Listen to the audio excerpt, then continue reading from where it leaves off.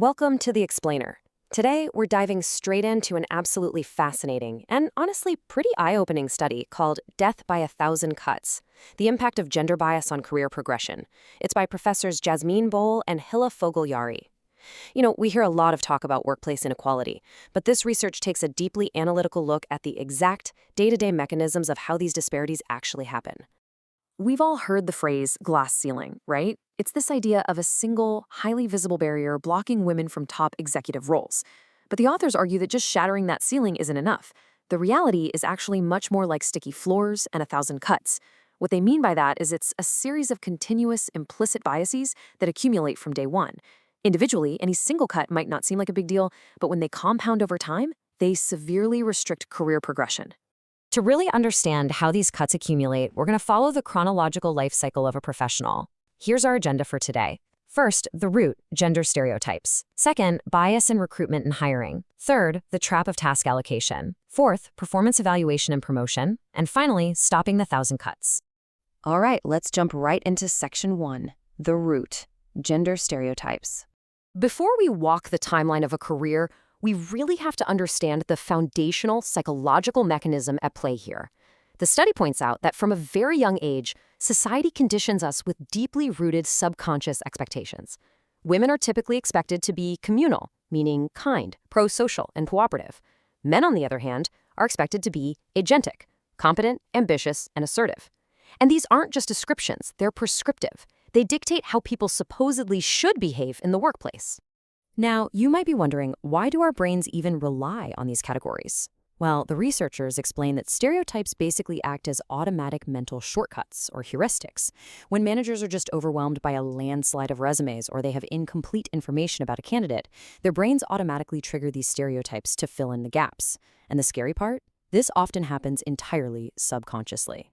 Which brings us to section 2, bias in recruitment and hiring. Imagine you're just stepping into the recruitment process.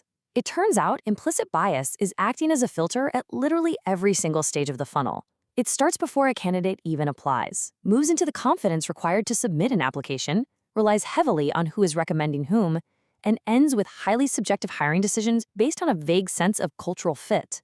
Let's look at the very first cut. The study highlighted some incredible research showing that job postings in male-dominated fields frequently use masculine-coded words. Think terms like decisive, aggressive, or dominant. The data proves that this specific vocabulary actively deters equally qualified women from applying. They might anticipate fewer career opportunities or just feel they don't identify with the role. Plus, because women often internalize these strict criteria, they tend to self-select out unless they meet 100% of the qualifications, while men are often totally confident applying with much less.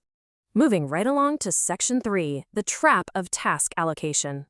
Even after you're hired, the playing field shifts immediately based on daily task assignments. The study neutrally contrasts glamour work, those high-profile, highly visible tasks that build core skills and directly lead to promotions, with what the authors call office housework. Office housework involves service-oriented tasks, mentoring, and emotional labor. Because of that communal stereotype we talked about earlier, women are implicitly expected to just take on this service work. And the data backing this up is just striking. Even when controlling for age, tenure, and competence, the study notes that women are 29% more likely to perform non-promotable office housework, and they're 31% less likely to perform the glamour work.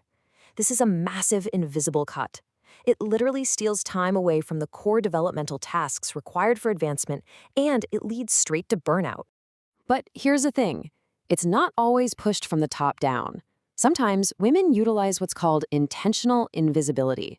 Because society often burdens women with a second shift of domestic responsibilities after they clock out, some deliberately avoid taking on high-profile, challenging tasks at the office simply as a defensive coping mechanism to survive that massive dual workload. Let's transition to the critical evaluation phase in section 4, performance evaluation and promotion. Here, the researchers bring up the shifting standards model. Because humans suffer from confirmation bias, managers often ex ante assume lesser competence from women. So if a woman produces high-quality work, it might actually cause a positive surprise. But because the internal baseline standard shifted, the work is subjectively evaluated as pretty good for a woman, rather than objectively equal to a male peer's work. And this is exactly where the stereotype trap snaps shut. If a woman attempts to overcome this by actively self-promoting or negotiating for higher pay, she violates that communal expectation of being humble and cooperative. The study cites research showing a stark double standard. Women who assertively pursue their ambitions face a literal likability penalty. They're often labeled with negative terms, whereas men doing the exact same thing are rewarded for being agentic. Then there's the old boys club. Consider this incredible piece of data. A study of a large financial institution looked at informal networking, specifically taking smoking breaks with managers. The data showed that male employees who shared smoking breaks with male managers saw a significant increase in their pay grades. But female employees who took the exact same breaks with managers saw absolutely no similar promotion advantage. None. To really put the scale of this informal favoritism into perspective, the researchers estimate that if you completely removed this male-to-male schmoozing advantage from the equation, it would reduce the gender pay gap at that institution by a staggering 40%. That is huge.